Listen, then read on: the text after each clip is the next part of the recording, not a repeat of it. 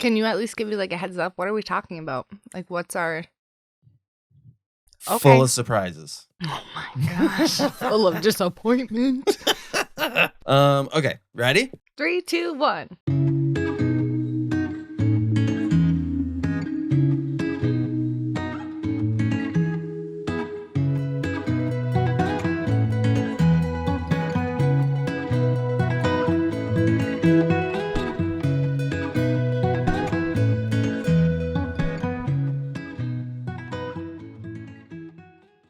Hello, listeners. Thank you for tuning in this week. I got a fucking dog hair in my mouth. Take 2. Hello, listeners. Thanks for tuning in this week.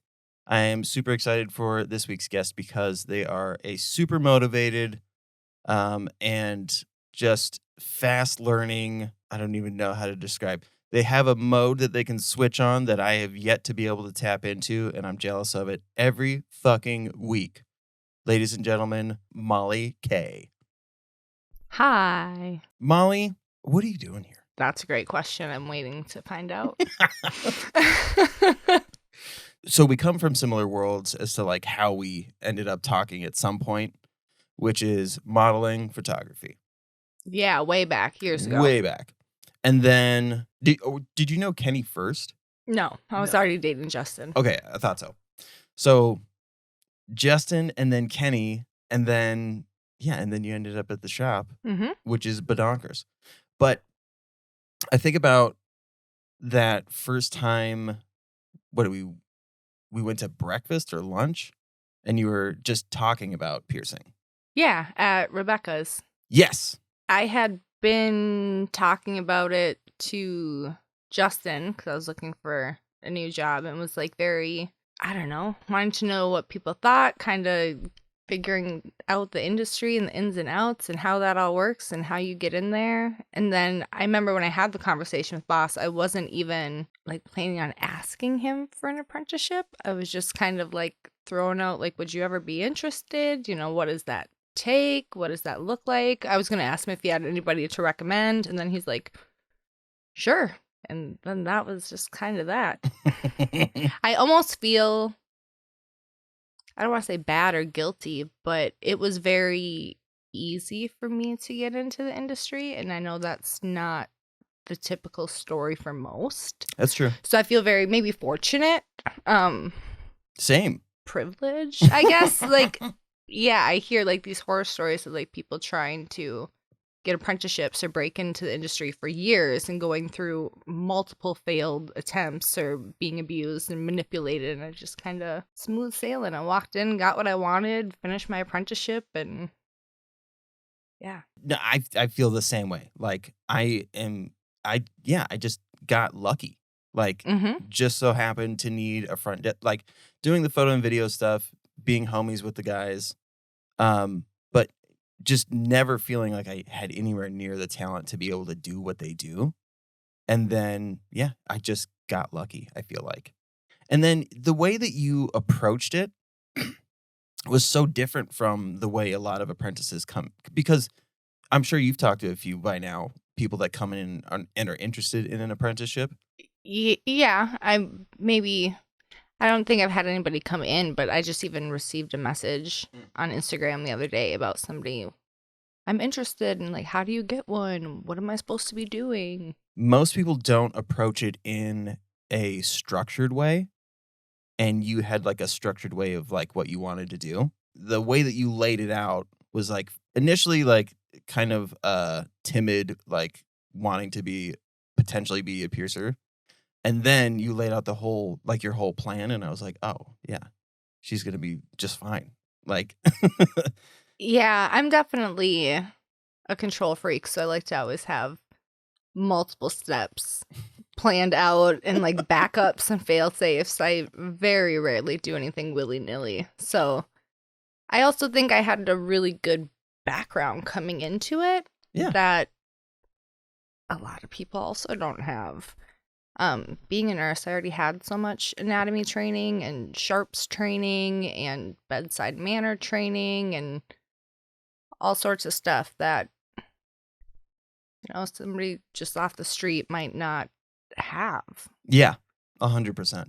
So I got to, I don't want to say like skip a lot of the theory, but there was a lot of stuff that boss didn't have to sit down and explain to me from point A, like proper hand washing or sterile fields, things Yeah. like that. So, Yeah.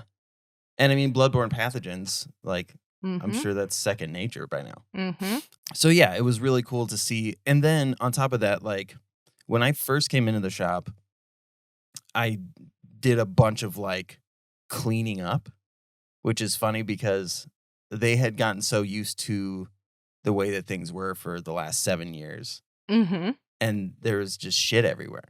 mm-hmm.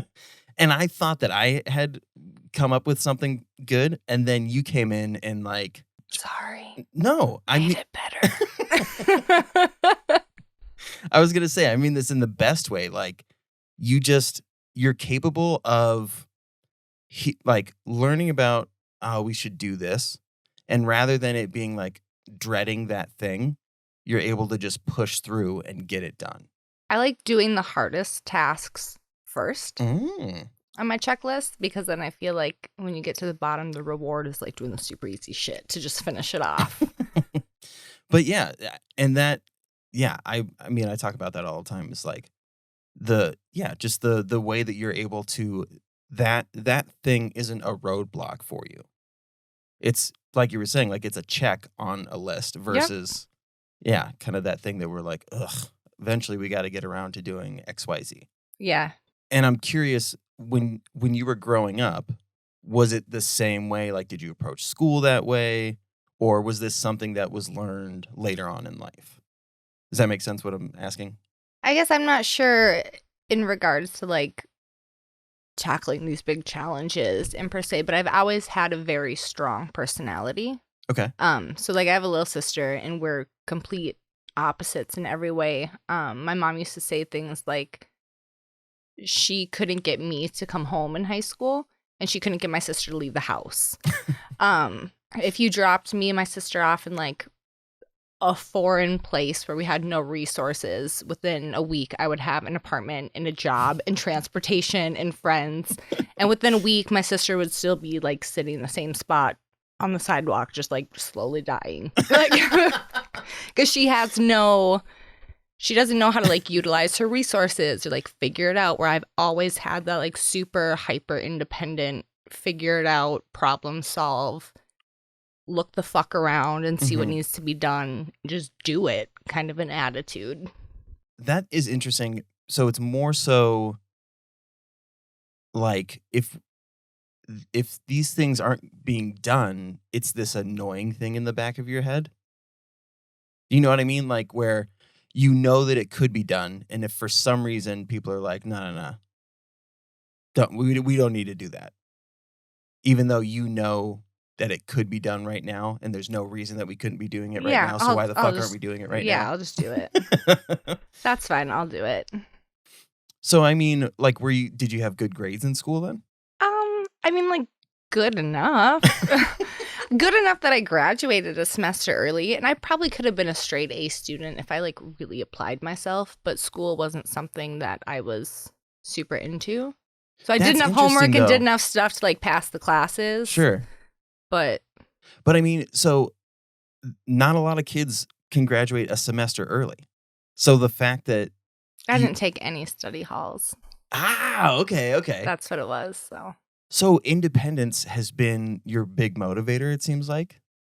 Yeah, and I don't know if I would recognize it as a motivator, but definitely like a character trait. Mhm. Interesting. Okay. Now, speaking since we're in childhood already, Okay. you grew up in southern Canada? Yeah, I mean, some would call it. Southern Canada, northern Minnesota. I mean, where's the line, really? Yeah, I mean the forest looks the same. Yeah. Oh, for sure. We all talk the same. Was there a counterculture in the town that you grew up in? Meaning, like most towns in Minnesota, when we moved here from Oregon, we had never seen like the stereotypical cliques that you see in movies, Okay. like jocks, theater kids, that Sure. type of shit. Everything was all like everybody was all friends and there was no like definitive line. And then Sure. we moved here and there was super definitive like genuinely like jocks are over here, theater kids are over here, like that type of shit. Sure. Was it like that in your town? Um, yes and no.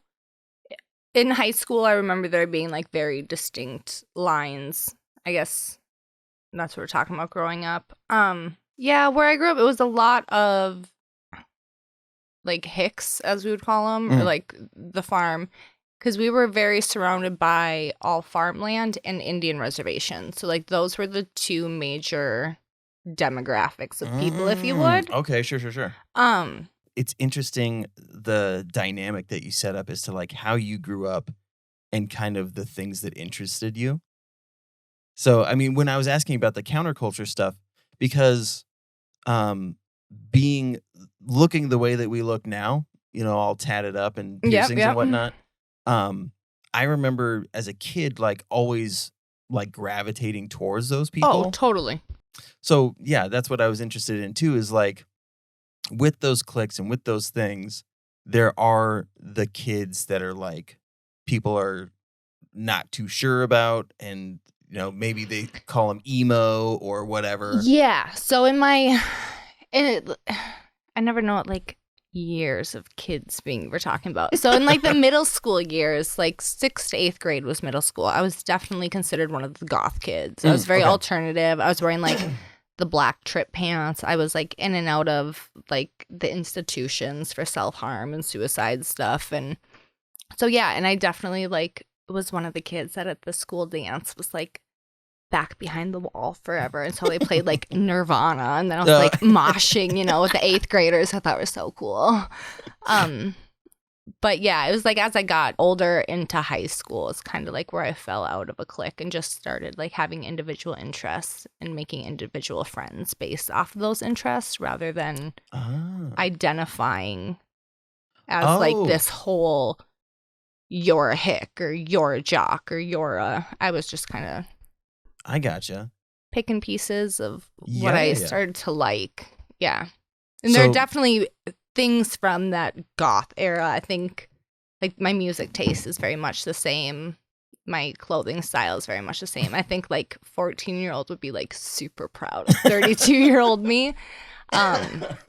But yeah, I've learned to like not make that my entire identity and be like, it's okay if you also like things from these other areas. Mm-hmm.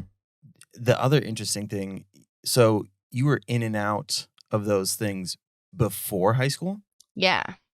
So when did, I mean, if you're comfortable with talking about it, obviously, this is not live. So if at any point you're like, I don't want to talk about Cut that shit out. Yeah, exactly. With the self-harm stuff, do you remember how old you were when that started? 6th grade. 6th grade. Wow. 6th grade was the first time my mom brought me somewhere. I believe I went to Duluth that time. And I believe I was only for like 3 or 4 days for my first day. Oh, wait. So your first self-harm, your mom brought you somewhere? I don't think she brought me somewhere on my first self-harm, but I do remember like that all started in 6th grade and I did end up somewhere in 6th grade. Okay. So I'm sure my first hospitalization was shortly thereafter. I gotcha. You know, because a lot of times people are able to hide it for years before anybody notices. Yeah. So that's interesting that your mom was at least checking in enough to be able to pick up on that. Or did you reach out to her?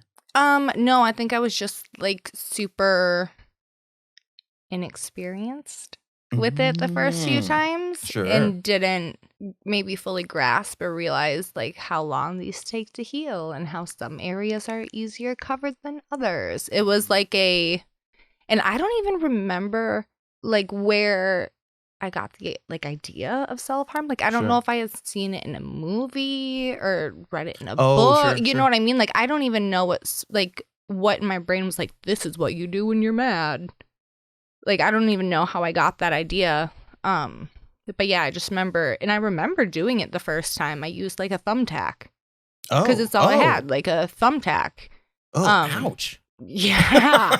That Yeah, I still fucking have sucks. scars from that one. Like, that's how into it I was till, like, it sounds terrible to say, but like anything else, with practice, you get better. Yeah. Yeah. Whether that's better instruments or better even like hygiene, how to keep your injuries clean afterwards, better how to hide it. Yeah. Like, yeah. Well, yeah, I mean, until another coping mechanism is presented and seems to have better benefits, yeah, you're only going to look to see. And I mean, that's very much what kids learn to do is like, okay, I've learned that I get caught if I do it this way. Mm-hmm. So if I learn to do that, because for whatever reason, our minds adapt to rather than stopping the thing, Yeah. we How do just I go, get away with it? yeah, how do I do it so that I don't get caught the next time? Yep. So yeah, that makes a lot of sense. But I mean, so were your parents, are your parents still together? I should ask. So my mom and my biological father divorced when I was very, very young. I don't know him. Didn't have much of a relationship with him. She met Darren, who I call dad or consider dad, when Sure. I was also very young. Let's say like 3 to 5-ish, like before I remember. Sure. They got married when I was 7, and he legally adopted me, and they're still together. Oh wow. So he's who my son's named after, Riker Darren. It's after Darren. And it's so funny because Justin even will be like, I always forget he's not your biological dad. I'm like, I know, it's because he's so good to me. And he treats me no different than my biological sister. So yeah. So he's always been dad. He's the only dad I remember. Sure. And that's interesting too, like to recognize that he was a good dad. Oh, for sure. And to point out, because I always point this out too, is like I had great parents, but unfortunately, just being a great parent doesn't solve mental health issues. No. And also 13, 14-year-old version of me probably would have told you how much my parents sucked. But as an adult and now having kids and realizing what it takes to raise kids and how just because we're an adult, we don't know what's going on. Like we're still figuring it out. I feel like you have a lot more, you hold a lot more like grace and kindness for your parents. You're like, oh wow, you did actually do a great job by telling me I couldn't go to the dance when I was being a shithead. Yeah, like, yeah. That's what you should have done. But yeah, me back then would be like, my parents suck. Yeah.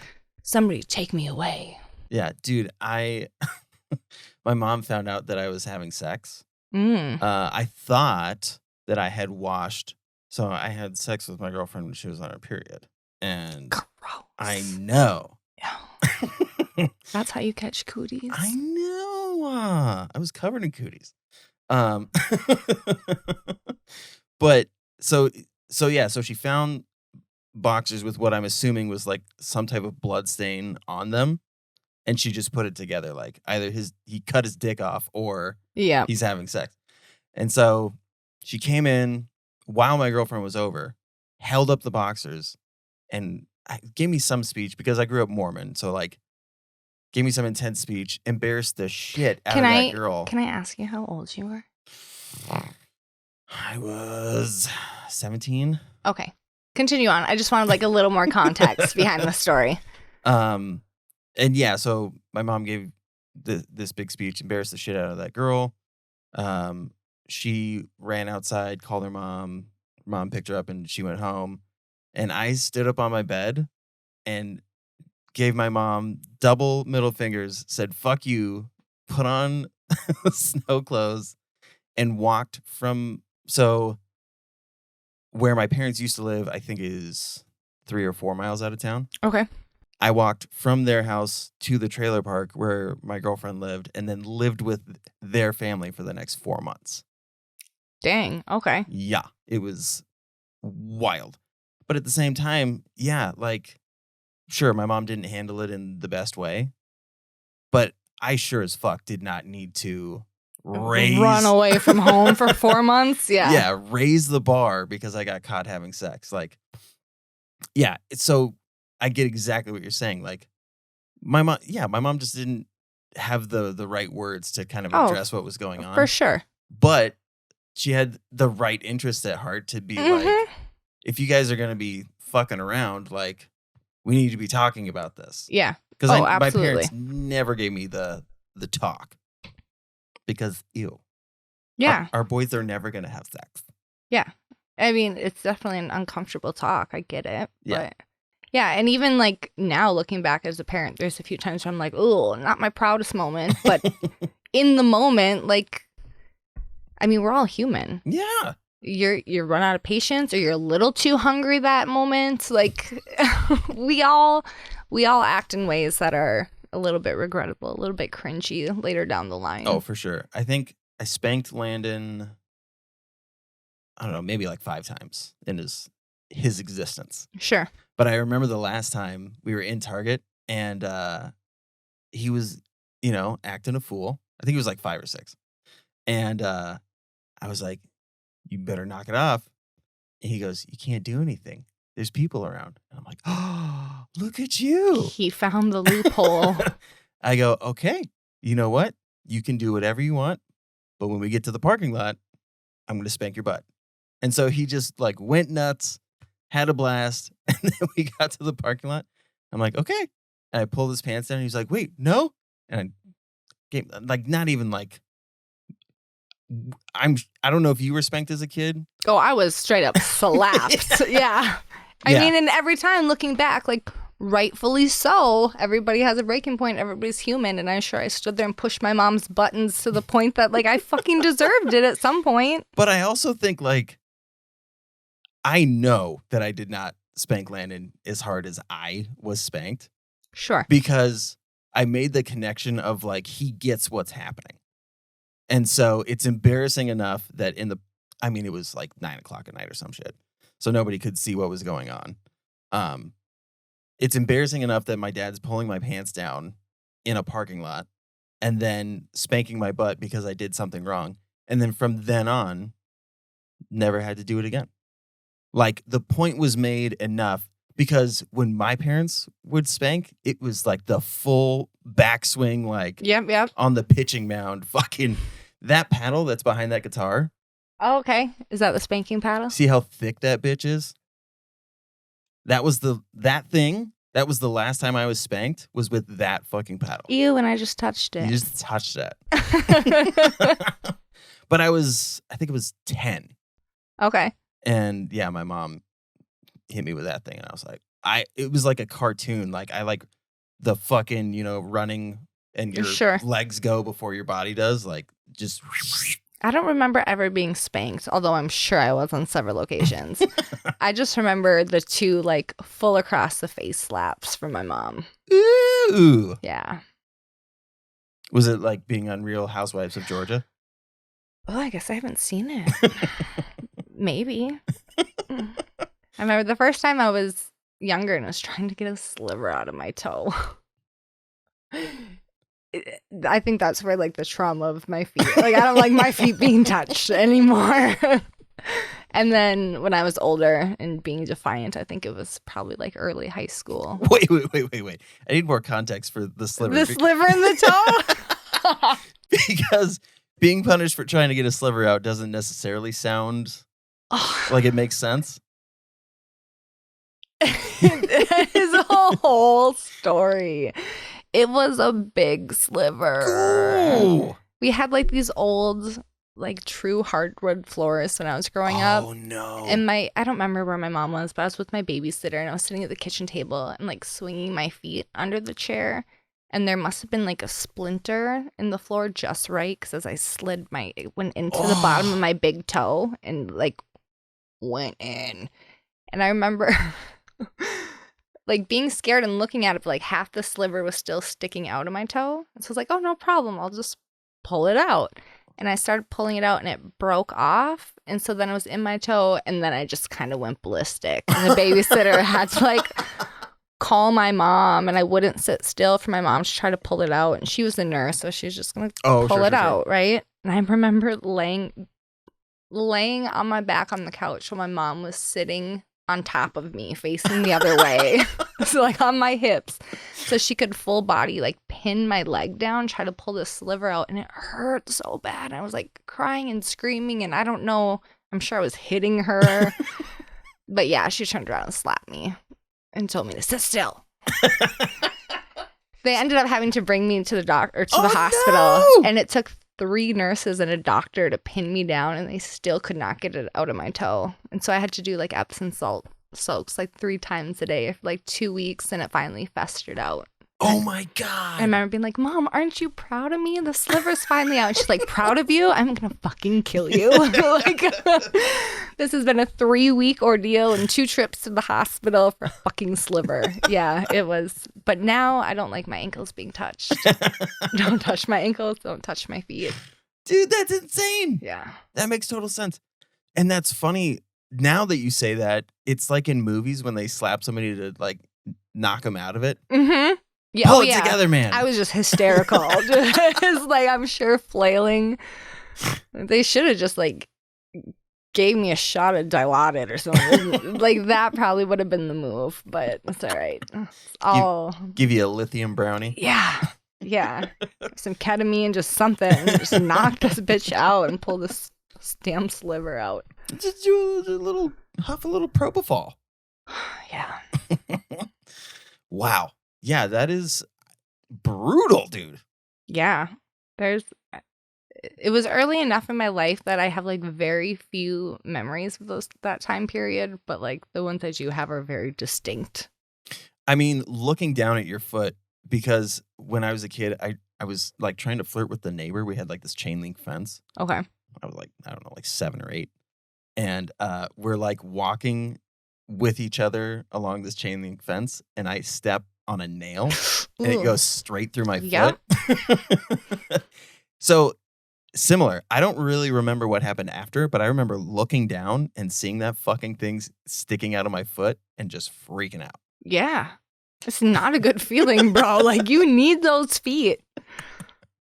Yeah. My mom did that once. My aunt was doing construction on her house and stepped on a nail, and it went through her shoe into her foot. And I remember there was a hammer there, and she just sat down, grabbed the hammer, like popped it back out. It all happened so fast. God. I was like, oh no. It was wild. Yep. God damn. And I mean, while we're talking, it's not as... Oh. That's right. I have not showered yet today, so. I don't think I showered yesterday either. You know what's funny? I put on this shirt because I was like, Molly, when she wants to look cool, outshines everybody. So I was like, I got to do a little something. So when I showed up in monochrome gray sweatpants, like fucking Rocky Balboa. So we kind of glazed over the self-harm stuff. Bringing it back. All right. Because that, did you say thumbtack? First time, yeah. And I think maybe like a fucking scissor that I had laying around as well. Sure. I think the thumbtack wasn't quite cutting it, but I do remember a thumbtack being involved. Yeah, I mean, that's a level of desperation. Because I've talked about this before, which is like... Again, I don't think it was desperation. I think it was inexperience the first time. Well, okay, when I say desperation, what I mean is I need to do something to... So desperately right now that I'll use whatever I have. Exactly. Yeah, okay. That's more what Yeah. That's such a young age for that to happen. But... It is, and it's wild to me now because... So my son just entered 8th grade this year. And like when I look at him as an adult now, and I've look back and to think like, wow, at his age, I'd already been in and out of hospitals 4 times and already tried to kill myself on how many accounts. And to me, when I look at him at 13, I'm like, he's so young and innocent and like doesn't have any real problems. Like the problems he feels like he has are very real to him in the terms of his experience and his existence. But as we grow up and have more experiences, you realize like somebody giving a friendship bracelet to somebody else is not the end of the world, you know? Yeah, it's hard to contextualize for kids how this is something that they'll be able to overcome in the future because it's so new to them. And for them, it may be their biggest trauma of their life so far at this point. Absolutely. So yeah, and then going back to the way that we raise kids now and the things that they have available to them, the assets they have available to them, is so different from when we were growing up. Like, I mean, even to this day, like it still feels like it's only within the last 5 years that real resources are made available to them, and those people actually know what to do, because they started to try to do it with just teachers, and you can't properly train teachers because they're already a little jaded from the shit that they've seen being teachers. So when you try to tackle mental health stuff, a lot of it was like, oh, they just need somebody to be there. Just need somebody to listen. Yeah. Versus when you finally understand how certain mental health issues work, it's like, no, they need more than just listening. They need somebody to do. Yeah. So I never had any suicide attempts in school, but the concept was there from 8th grade until I finally had my first suicide attempt. Okay. So nobody was there to say why suicide was bad, other than the stereotypes. It hurts your family. Yeah. Without trying to understand why the person wants to commit suicide. It was always you think about those fucking videos that they would show us, and I don't know if the Dare program was around when you were a kid, but it was around, but I was probably skipping the presentations. But yeah, those things were so comically bad to try to represent what was really going on with kids. Kids who had genuine depression, genuine anxiety, or bipolar disorder, nobody knew how to actually handle that shit. So then somebody would try to talk, and then it almost, and I might be projecting a little bit, but if you did try to talk to an adult about it, it almost seemed like they just wanted you to get over it because it's not a big deal. Or even we were saying how that probably was our biggest traumas or triggers or stressors at that point in our life, and our parents were conceptualizing it's not that bad, just wait till you have a mortgage to pay and 3 extra mouths to feed, and this isn't that bad, get over it. Yeah. So do you recall, was it did you feel different from other kids, or was there an event that just kind of knocked you down a peg? Does that make sense? Of as to what started it, if you would. Yeah. The only thing that I could really recognize is a potential, because I don't remember any specific event, nothing stands out to me, but I do remember that was a period in my life when I wanted to know who my real dad was, or who my biological father was. And I think I was having feelings of being unwanted and not good enough, and so at that time, I remember between 6th and 8th grade, I want to say I went out to Connecticut 2, maybe 3 times, visit and meet my biological father. And of course, the first time I went, everything was magical, and he took me to Six Flags, and he bought me the floor-length trench coat that my mom said I didn't need, and all this wonderful things. So then, of course, I go home with this impression that my biological father is this great person, and so now my mom's even shittier than she was before. When you're 14, they can't do anything right anyways. But then as that time went on and I went back to visit him, like I said, that second and maybe even third time, true colors started to show, and he was definitely an alcoholic and abusive and not a good person. I remember calling my mom wanting her to buy me a plane ticket home early because I didn't want to be there anymore. I remember we were supposed to be camping, and he got so drunk and violent that his girlfriend took me, and we went and stayed in a hotel that night. Oh my God. How old were you in this? Again, between 6th and 8th grade, those middle school years. Yeah, I remember him getting just drunk and throwing beer cans at me and telling me that I'm a slut just like your mom. And of course, at that age, I'm still a virgin. I'm I've hardly even kissed a boy, to be told that I'm a slut and sleeping around and I'm a whore like my mom. I was going to say, words like that aren't even really being used at that age. Yeah. So then I think that probably just added to it. Now I realize my biological dad's not that great. And now I've had this shitty experience, which makes me feel even shittier on top of the bad feelings I was already having. Now I could care less. I don't even know if he still lives in Connecticut or if he's alive, like, and doesn't faze me now. But of course, when you're 12, 13, 14, at that young, impressionable age, it did really bother me. Well, and I mean, real quick, fuck Connecticut. I hate that fucking state. But genuinely though, that feeling. So your parents are supposed to be a safety net. Mm-hmm. So you're in a new environment, and then on top of that, you're going into camping mode, which is also a new environment within the new environment. Mm-hmm. And then this person that's supposed to be, your security guard, more or less. Yeah. That safety net, when it's taken away, your mind goes, where can I go? There's nowhere for me to go. Mm-hmm. Even if I ran right now. Where would I run to? Yeah. Yeah. I'm genuinely stuck. So like that feeling of being trapped is just so brutal. Mm-hmm. And how well did you even know his girlfriend? I mean, no better than I knew him. I saw her on the one previous trip I had made before. And she was really sweet. I always really liked her. And I mean, obviously she was sweet enough to take me and leave with me. You know, that wasn't her responsibility, but I appreciate that she did. But yeah, again, she was technically, like, you could almost say a stranger at that point. Yeah.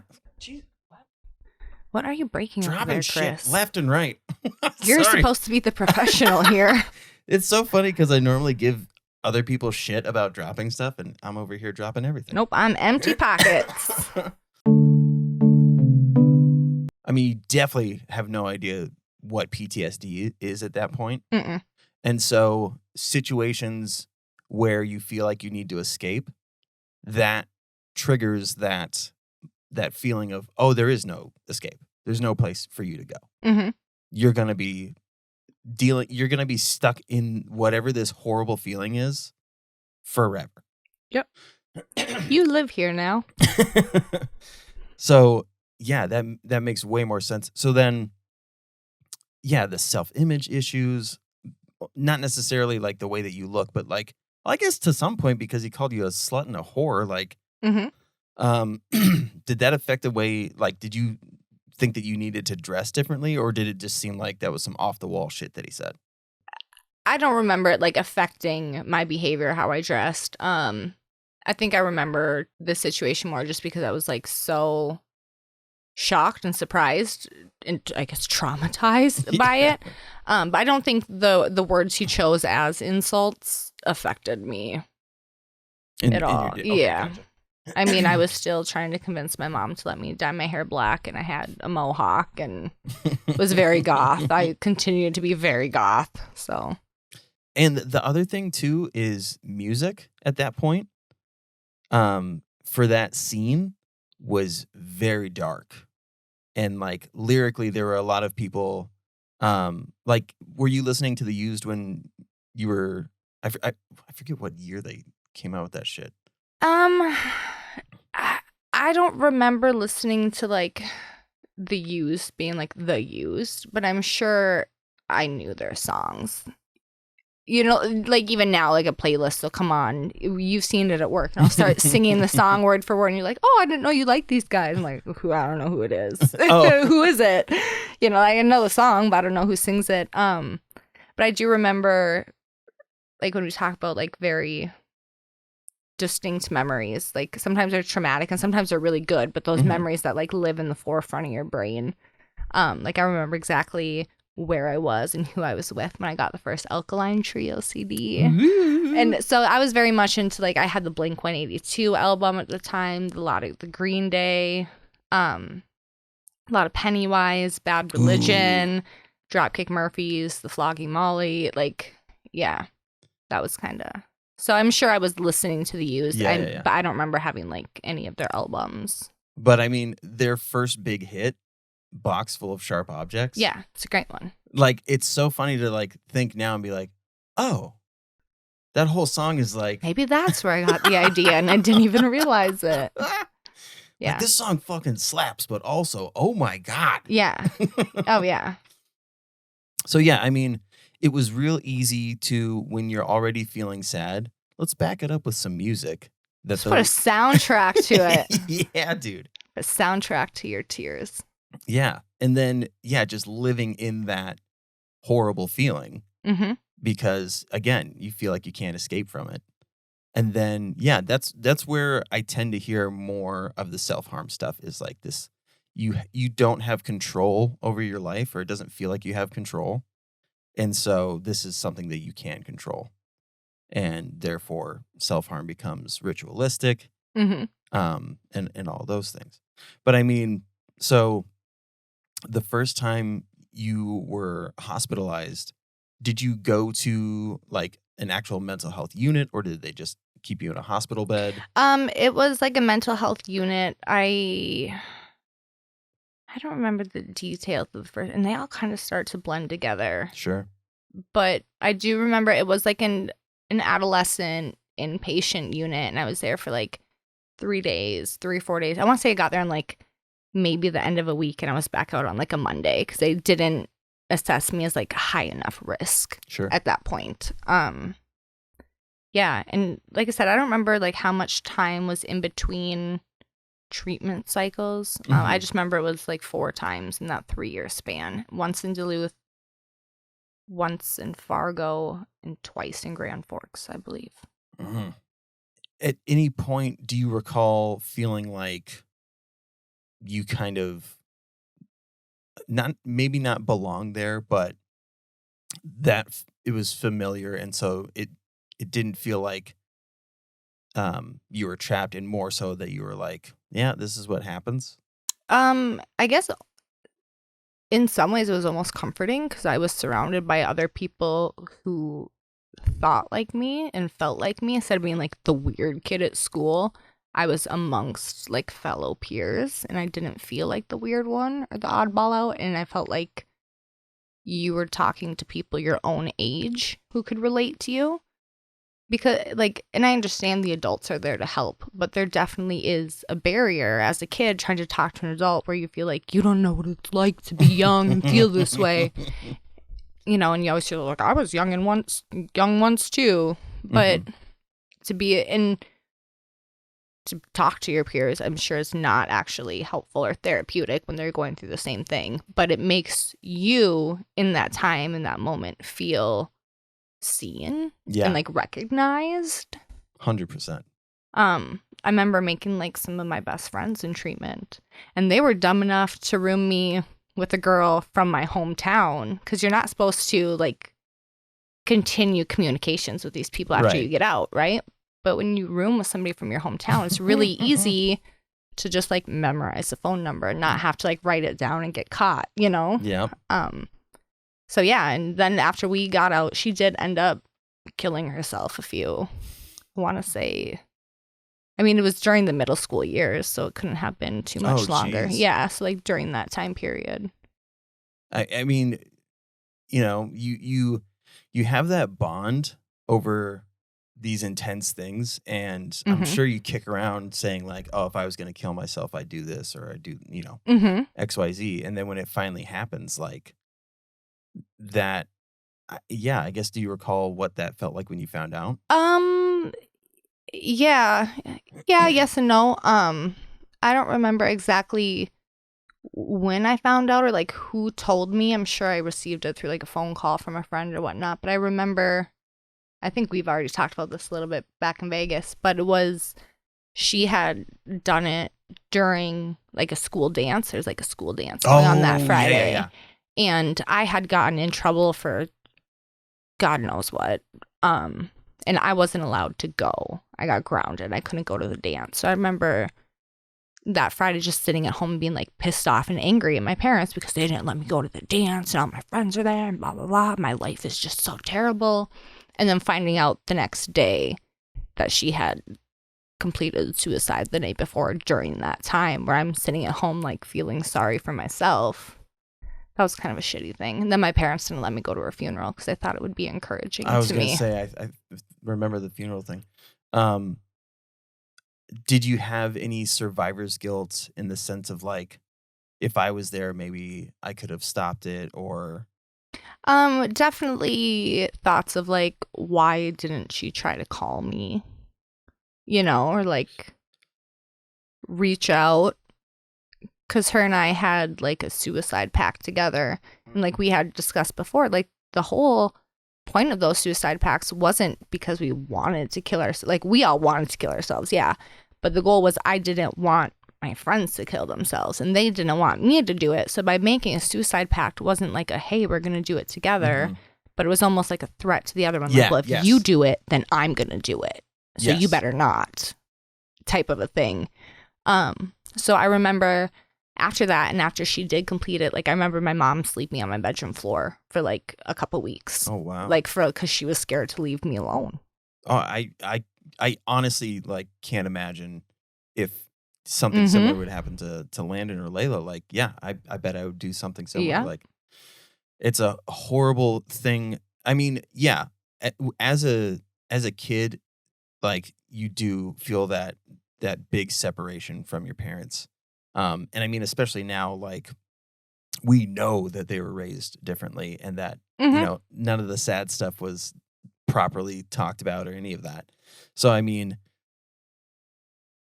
yeah, to think about it now is like this, this innocence of like, how could they ever think that we wouldn't want them around?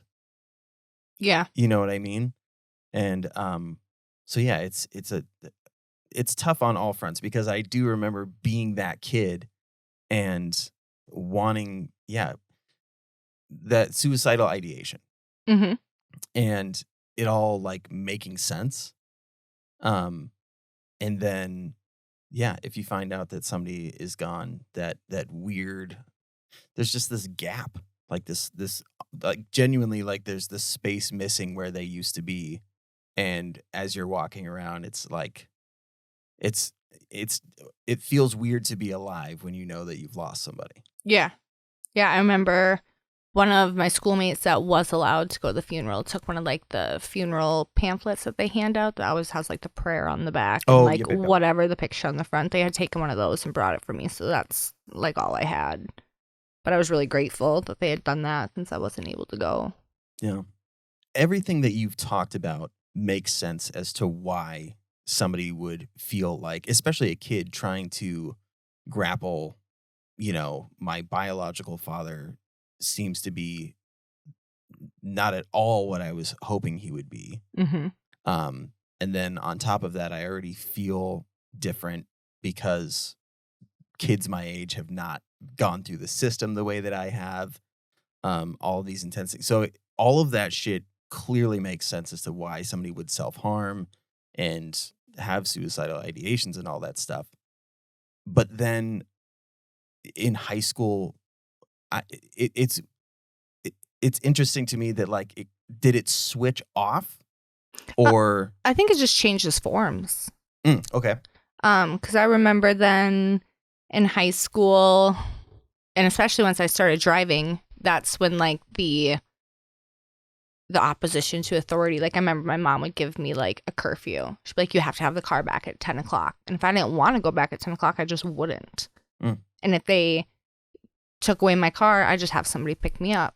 Or I remember, like, I don't remember exactly what the limitations were in high school, but something about I had to have the car back at a certain time or whatever. And I was at my boyfriend's. I didn't want to. So I parked it in a Target parking lot, and I put the keys in the gas tank, little flap thing. Yeah. And I told my parents, if you want the car back by midnight, then you can go pick it up.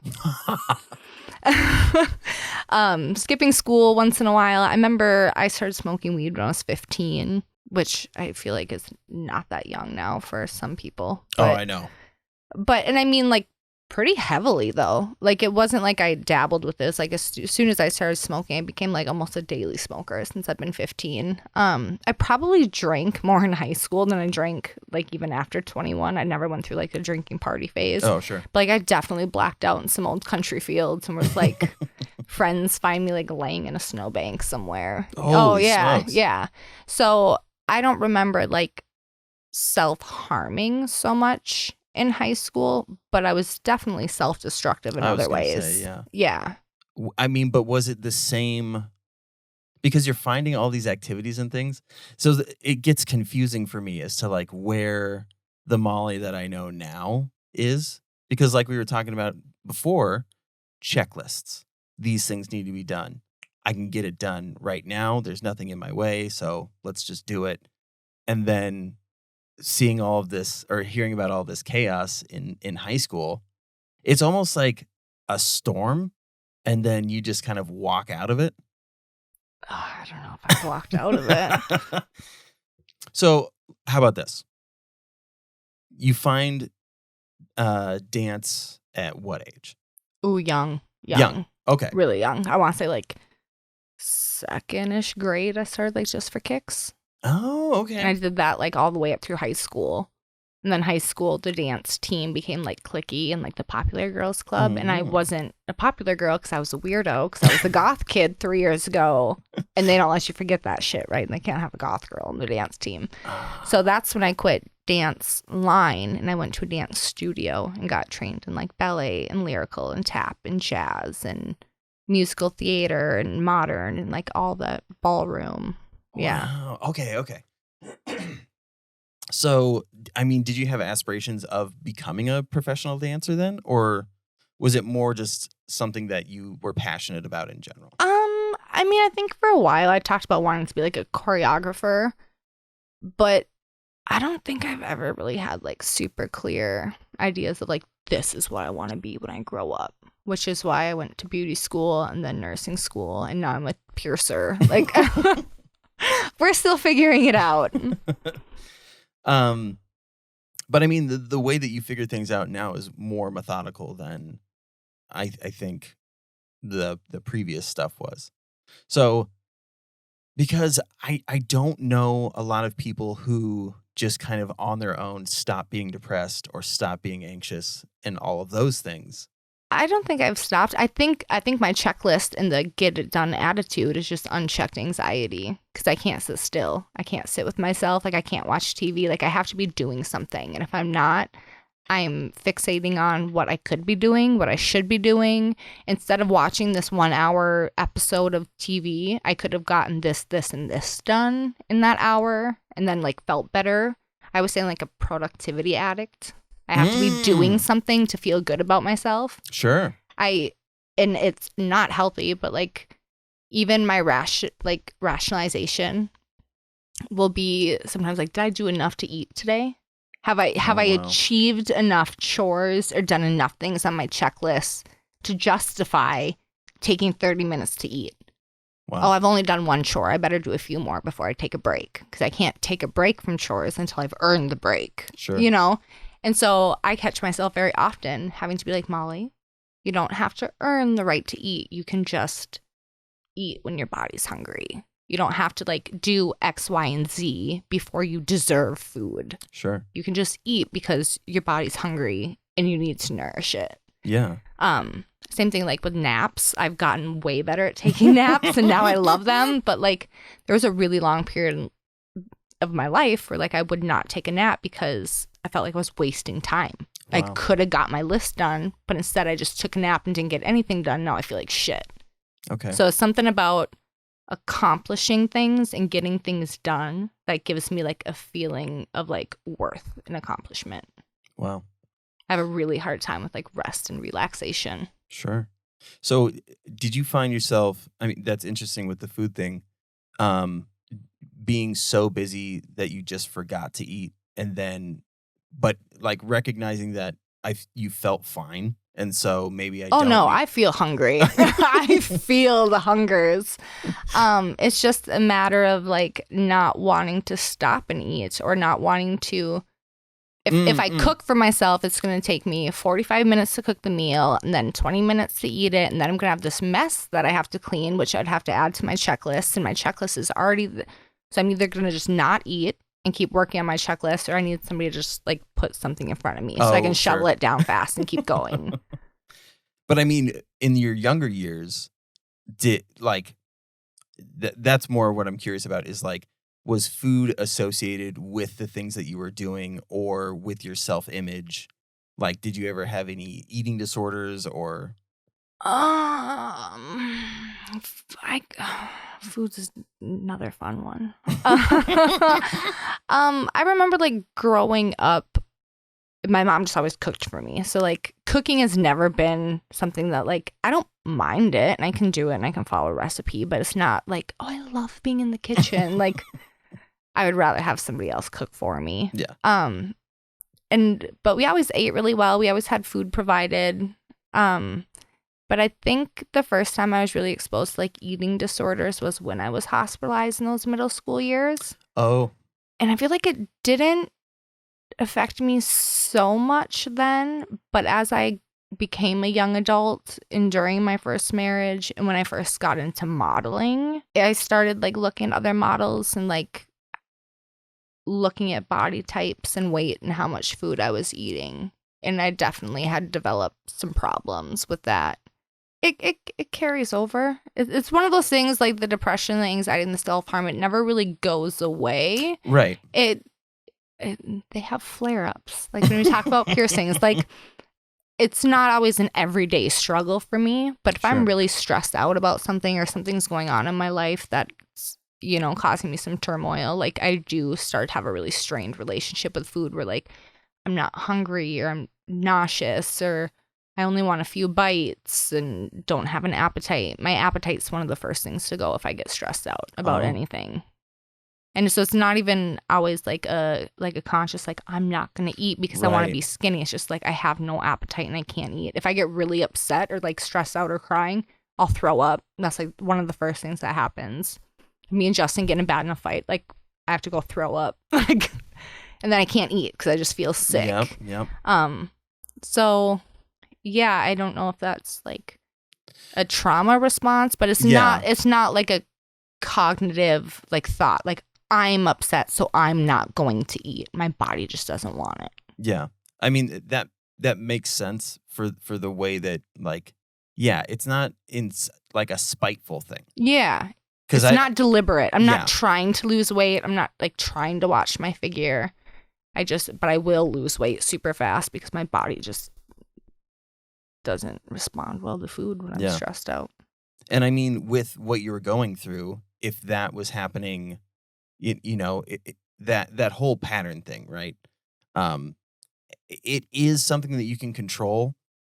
It's interesting with you though that it's not necessarily in the traditional sense of how a lot of people experience eating disorders, but more so in the sense of like it loses its value because there's this other stuff that needs to be done. Yeah. And so, that's super interesting. But again, I mean, with the way that we, you know, try to learn how to survive through things and like the control that we can have, I can control the amount of time that I have to do something by adjusting my schedule. So if we take out eating, then I will have time to be able to do this other thing. Yeah. That's super interesting. So, I mean, were you ever medicated as a kid? Yeah. On a few different things. I remember things would work for like a while and they'd either up the dose or would stop working. They'd try something else or they'd try this along with this, you know, in conjunction with. But like nothing that was like the miracle cocktail. Yeah. So, I mean, you're not medicated now. No, I would say I probably haven't.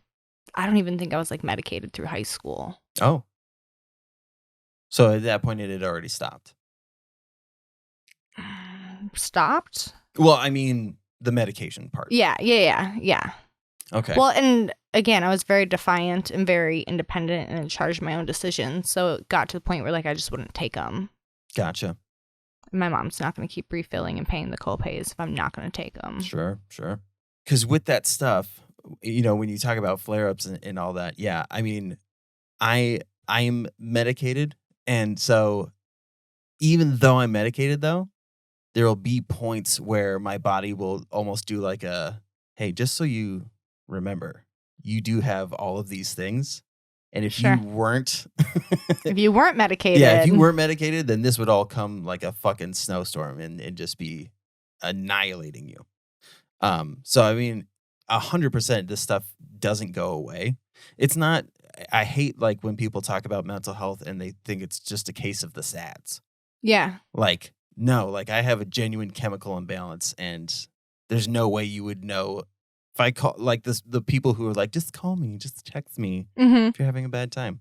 It's like, oh, well, I just bought a plane ticket to Scotland. You want to help me out? Yeah. Like, you don't get like how gnarly this shit can be. Yeah. In impulsivity and that carries over. It's different for everybody, but it is like all of that control thing to try to make it seem like you know what you're doing. Yeah. And just to clarify, when I say I'm not medicated, I mean by any pharmaceuticals. And I'm not naive. I can 110% recognize the fact that like the amount of weed I smoke is probably directly correlated to my depression and my anxiety and that productivity need, you know? It is interesting the way that stuff works for different people, because for some people, self-medicating is just so that you can sit and not have all those voices going on. And then, but for the people who take that and then it allows them to do all of the productive things that they need to do, because I way more often see people doing it just to zone out. Oh, I know. Yeah. Yeah. I've always said like I'm definitely not the stereotypical like what you would think of when you talk about like a stoner. Like, Yeah. I'm not going to smoke weed and eat pizza and watch TV. I'm going to smoke weed and then fucking get my checklist done. Like, But I mean, that's very similar to, the way that people use like hydroxyzine or, so hydroxyzine is like, it's basically like a souped up Benadryl, okay, but sure. it just helps. It's supposed to help curb anxiety, like flare-ups. Sure. So it's a quick response thing. But I mean, it doesn't always work, and it's like the dosage is weird because you get super fucking tired if you use too much of it. So it's using marijuana, like the more that I've talked with people, it has so many different facets of like how it can be utilized and like whether that's good or bad. But it's no different than the way that I use medication. Mm-hmm. Like I'm a stoner for my meds. Like I Yeah. have to have those meds. Otherwise, yeah, I'd be freaking the fuck out. So when people say stoner now, like, yeah, your traditional stoner is somebody who's just doing it for shits and giggles. Mm-hmm. Whereas there are people out there who use it so that, these things that, you know what catastrophizing is? Yeah. So, I mean, you get anxious about something and then that thing it spirals and Yeah. turns into like Something bigger and something bigger and something bigger. And it's all of a sudden not that thing anymore at all. It's like having like a fucking murder board. It's like you have all those strings that are connected to other things. And then you're at the center of this thing. So yeah, if that quells the catastrophizing, then yeah, I don't see any difference from that in medication. Yeah. Not that I'm like a massive like supporter of smoking weed, but I also don't give a fuck. Yeah. And the only little thing that I have is just because my addict brain goes, well, what if they start using it to do this? And then it takes away from, whatever's important to them. Addiction is always around the corner. For sure. For people who suffer from mental health disorders. So, yeah, I'm always like, good for you, but also be careful. Oh, It's and like I'm sure I'm addicted to it. I'm sure, because even like when I try to stop for whatever reason or take breaks or like I have a really hard time. Like I can't sleep for the first few nights. The appetite thing gets really wonky because I don't get those like, oh, the munchies. Like I just don't feel hunger. Like my body doesn't feel that hunger trigger.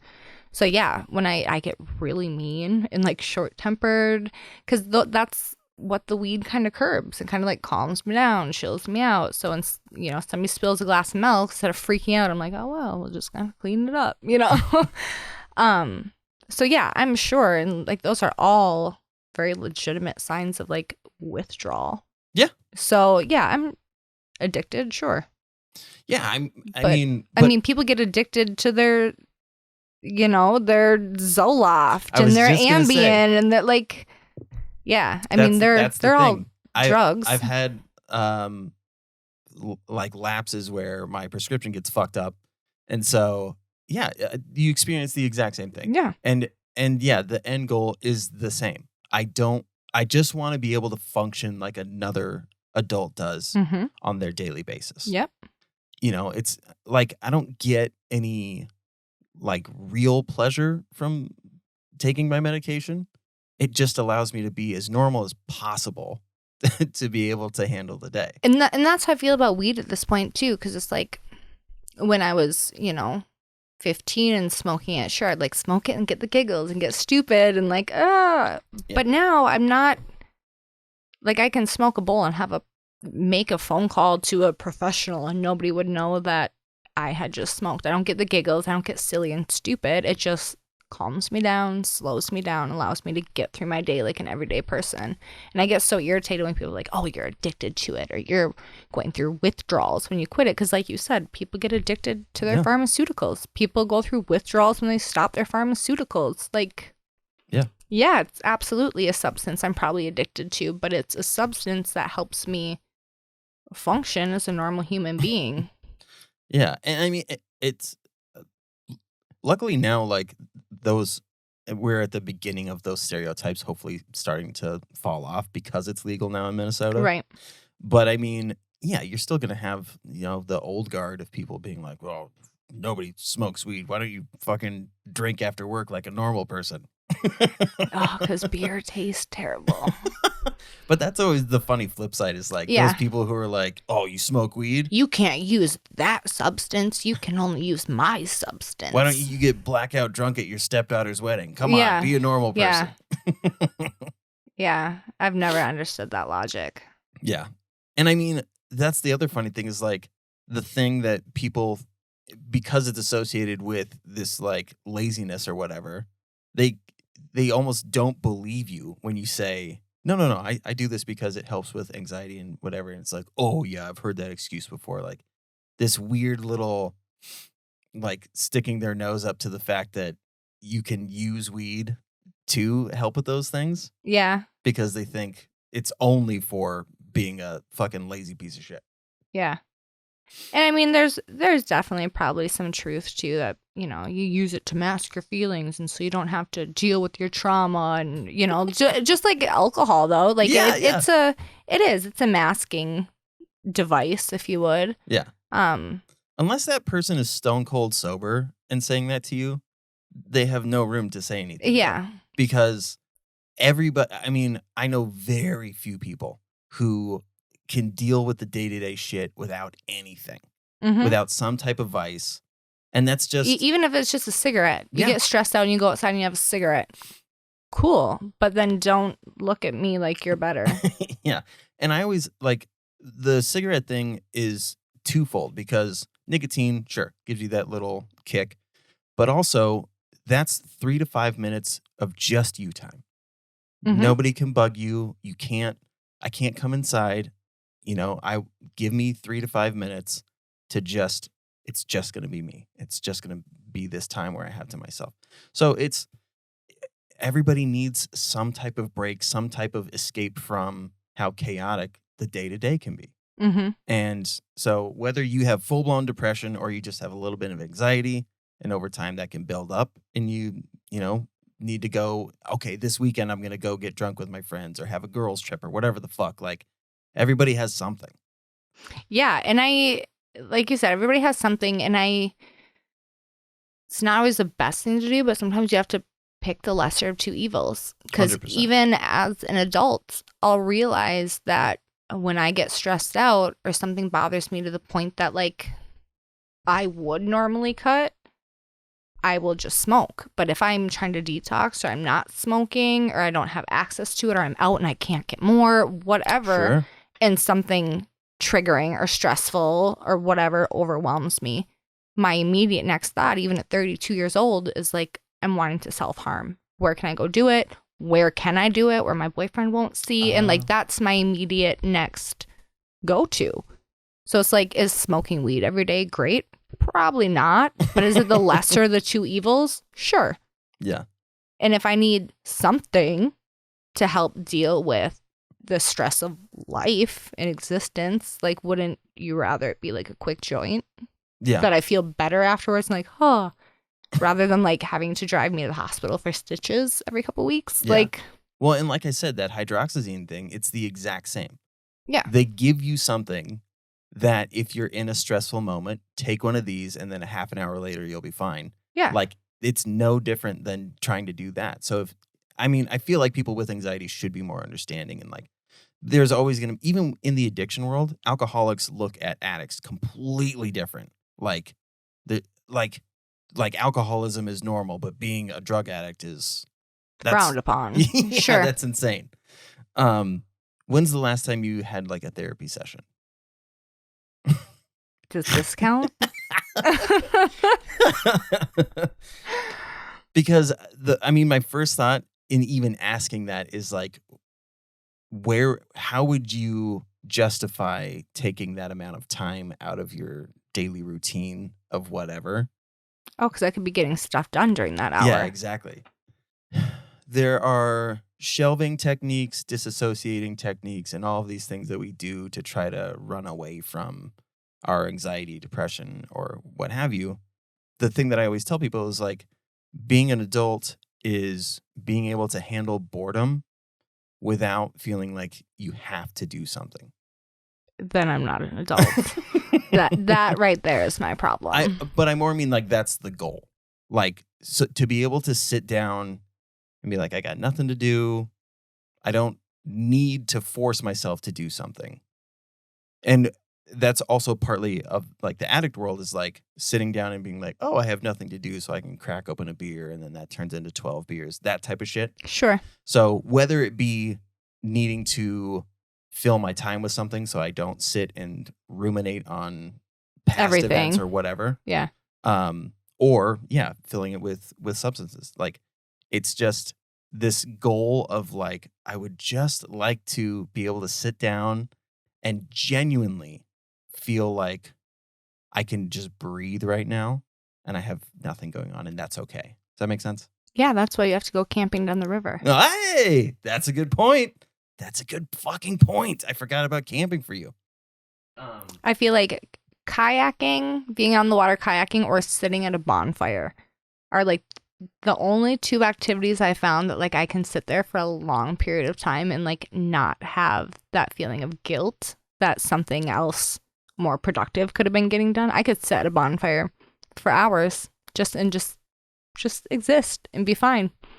Or kayak for hours. But yeah, as soon as I'm like on land, like in civilization, at home, yeah. So, I mean, we've talked a little bit about kind of the things that you do to, and not necessarily that they're the most healthy ways, but I am genuinely curious as to whether or not you have recognized that you have coping skills and things that you can do to help yourself when you are feeling stressed out or anxious about things. I mean, yeah, I know what the coping skills are. They're in my tool belt. Whether or not they're a tool I grab is a different conversation. But like I have them, and I'm really, really fortunate now to be in a relationship with a partner who's also so stable, and just even keeled and understanding, where I can have hard conversations or like express big feelings without it being taken out of context or made about them, yep. You know what I mean? Like turn into this catastrophe or to be used against you later on. Yeah. So that's just been a really nice support to be like, hey, I'm having these feelings, and just be like, okay. And just like accept that rather than being like, well, now you can't, whatever, I'm going to bring you here, and, having to fix it, but just like letting me exist in whatever state I'm in, which is super helpful.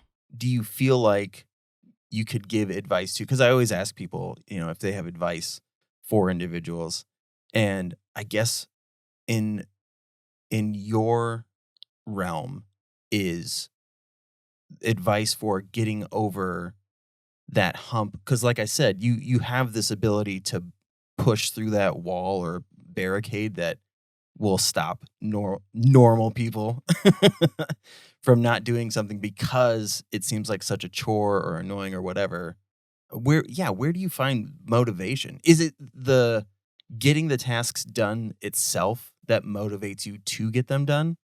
Like that feeling of once it's accomplished? Probably because there will be days where I will add things that I've already done to my list just so I can cross them off and feel more more accomplished.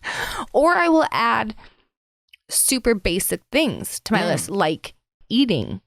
Because if I put eating on my list, now it's a task that I've accomplished rather than something that's taking away from my list. Or I'll put shower. Take a shower.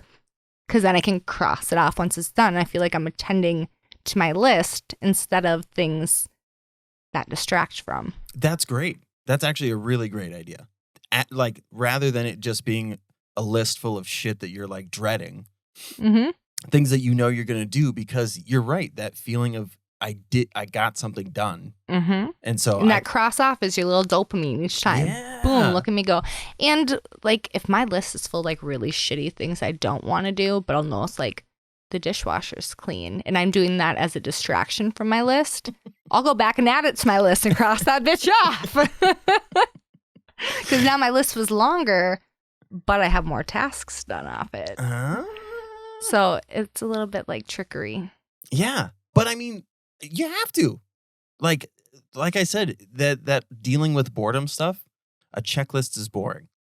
If you can make it a rewarding thing, then that's a coping mechanism to be able to get things done. And even if those rewarding things are just taking care of yourself and doing the things you have to do, like got dressed today, took the shower today, but then you got 3 dopamine boosts because you got to cross off eat, shower, and dressed. Yep. That's really great. I like that a lot. So I would really like to have you back on because there is a whole nother topic of things that I would like to discuss with you. Okay. So if this wasn't too traumatizing for you. No, but can I get a heads up on the topic next time so I don't feel like I'm bouncing off walls? I don't want answers to feel too prepared. No, because I want that. it to feel like a conversation. Because I mean, people who listen regularly, like you can see that I'm concocting, and it's a little bit of a mystery.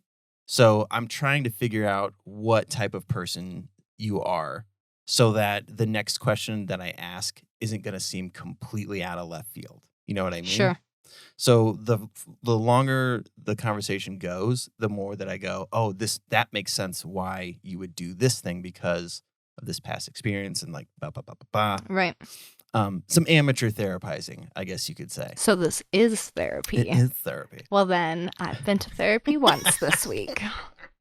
It's my therapy for sure because I don't go to AA meetings. I don't have a therapist, but the fact that it's cognitively at the front of my mind as often as it is, it is something that allows me to recognize when I am doing something impulsive or when I am, falling into allowing my anxiety to be like kind of a shitty person. Yeah. My anxiety, I can get kind of angry, or my codependency shit, taking things way too personally.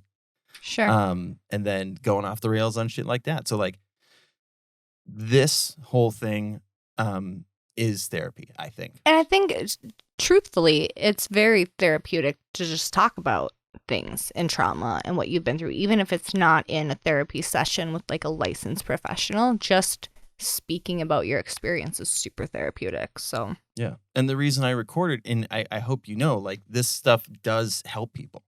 Like there will be almost every episode, I'll have somebody reach out to say either they want to be a guest on because they have things that they'd like to talk about or whatever. Like, so there's an absence of people who genuinely want to listen to somebody's issues or experiences.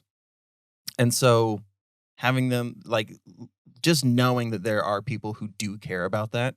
Yeah. And then on top of that, because, your modeling experience, the way that you look on social media is very much the way that a lot of people wish they looked. And so I don't even look like how I look on social you media. stop it. You stop it. Filters. You know what I'm saying. But hearing that human side of you and being able to connect with you, I think makes people want to be more supportive of you too. Does that make sense? Yeah, for sure. It's So more thank relatable and more personal. Yeah. So I really appreciate you doing this, and like I said, I'd love Absolutely. to have you back on. Sounds good. I'll have to look at my schedule. Okay, cool. All right. Thank you again, and to the listeners, be well to yourselves.